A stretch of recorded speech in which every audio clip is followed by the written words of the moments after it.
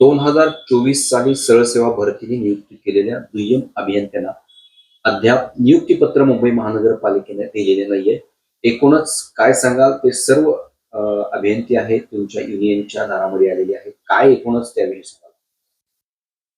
ही जी सर्व जे अभियंते आलेत नाही बहुतांशीय क्रिमी लेअरच्या अखत्यारीत येणार आहेत. म्हणजे आता ओबीसी मधली मंडळी आहेत, तर त्यांचे जे क्रिमी लेअर सर्टिफिकेशन आणि इतर जे डॉक्युमेंट्स आहेत किंवा जे काही एक बॉन्ड भरायला लागतो, त्या सगळ्यांची पूर्तता त्यांनी मागच्या आठवड्यात केली होती.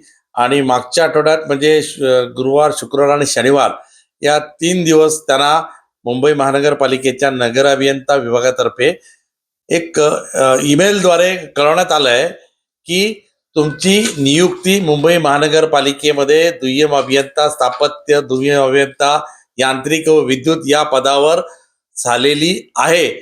तुम्ही व्यक्तिशः येऊन ते नियुक्तीपत्र स्वीकारायचं आहे. म्हणजे सगळी प्रक्रिया शनिवार दिनांक 13/12/25 रोजी किंवा त्या अगोदर पूर्ण झालेली आहे. त्यामुळं आदर्श आचारसंहितेचं कुठेही भंग होत नाही. परंतु काही जी मंडळी आहेत जी खरोखर त्यांचा अभ्यास नाहीये, अशा मंडळीने ते आचारसंहितेचं पालुपत पुढे करून ही सगळी मुलं रविवारपासून मुंबईमध्ये आले आहेत. बरं, ही महाराष्ट्राच्या काड्याकोपऱ्या करून गोर गरीब कष्टकऱ्या शेतकऱ्यांची पोरं आहेत आणि ती मुंबईमध्ये राहण्याचं त्यांना परवडणारं नाहीये.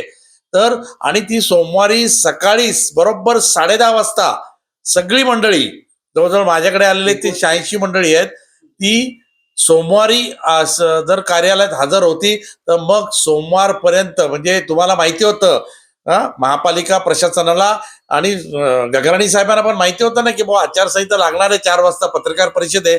त्याच्या आधी जशी तुम्ही इतर कामं उरकती घेतली, निविदे प्रक्रिया असेल, कार्यालय द्यायचे असेल, तर या गरीब पोरांचं कोणी वाली नाहीये का? हा माझा खरा सवाल आहे. नाही तर समजा आचारसंहितेचे त्यांनी कारण पुढे ठेवून जर यांना नियुक्ती नाही दिली, काय युनियनची तुमची काय भूमिका आहे तुम्हाला? नाही, युनियनची भूमिका हेच आहे आम्ही की राज्य निवडणूक आयोगांकडे आम्ही दाद मागूया, त्यांच्याकडे जाऊया. त्या नाही तर मग केंद्रीय निवडणूक आयोग आहेत त्यांच्याकडे आम्ही जाऊया. कारण 1 महिन्याचा कालावधी फार मोठा आहे. बरं, याच्यामध्ये कुठलाही निवडणूक म्हणजे आचारसंहितेचा भंग होत नाही. आणि त्याच्यात महत्वाचं म्हणजे ही जी फौज आहे, ही आता हे 86 मुलं आहेत माझ्यासमोर, हे तुम्हाला निवडणुकीच्या कामासाठी वापरता येतील ना.